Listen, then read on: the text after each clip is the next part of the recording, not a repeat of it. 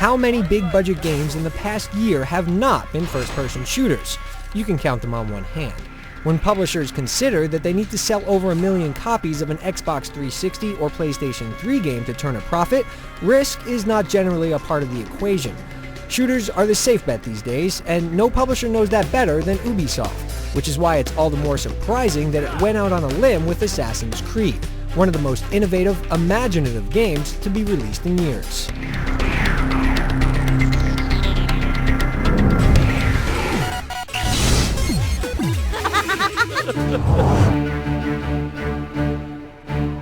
We'll get one thing out of the way first. There's a huge twist that we're not going to ruin for you, and the story's score has been rated with this in mind. With disclaimers out of the way, we can talk about what amounts to 90% of the experience. You play as Altair, an assassin from the Third Crusade. His band of silent killers are at perpetual war with the Templars, a group of invaders bent on domination. Altair and his allies are in search of a great treasure when they suddenly come into contact with the Templars, who also have their eyes set on the prize. A confrontation ensues and Altair ends up on the short end of the stick. Returning to his master with his tail between his legs, he's stripped of his rank and weapons, forced to earn them once again. To do this, he must locate and assassinate 9 different leaders who are spreading corruption throughout the land. While we won't mention what the twist is, we can say that it provides something in a video game story that is rarely present: duality.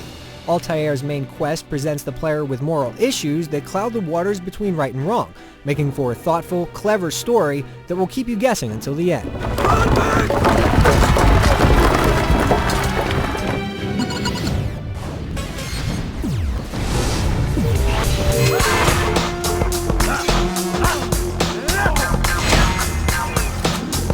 Once Altair loses his abilities and equipment, the game goes into full-on Metroid mode. As he polishes off each target, a couple are restored to him. You did well, Altair, and have earned the right to carry a blade once more. But that's not to say he's a walking arsenal. His instruments are simple yet effective, with a sword, throwing knives, and a hidden blade his only death-dealing devices. When you initially boot up the game, it can be a little confusing.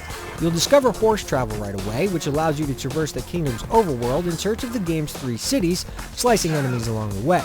Once you've visited all 3 boroughs, you'll have the option to simply warp there, which is a welcome feature considering the miles of terrain that separate them. Once inside a city, there's a strict series of events that you must complete. First, you must visit the local Assassin's Bureau to gather clues on the whereabouts of your target. The second step is to climb tall structures to survey the area. This will plot points on your map for other lookouts and mission objectives. The third is to complete the mission objectives.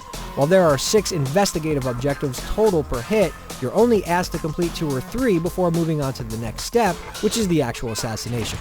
Mission objectives aren't all that varied, and this process repeats 9 times throughout the course of the game. By the end, you'll have had your fill of pickpocketing, roughing people up for information, and talking to informants. Here's what I learned about Talal. Calling Assassin's Creed an open-ended game is a bit of a stretch. While you have your choice of a few missions to complete out of 6, and you can choose the order of your targets to assassinate, that's basically where the flexibility ends. There are other side objectives like saving citizens who are being tortured by Templars. Thank you. I'll find a way to repay this kindness, I swear it. Or collecting hidden flags scattered throughout the city, but neither is really worth the effort. Assassin's Creed will last you a good 12 to 15 hours depending on your skill level, which is pretty beefy by today's standards. There's not much incentive to keep playing once the quest is done, and there's no online functionality to speak of.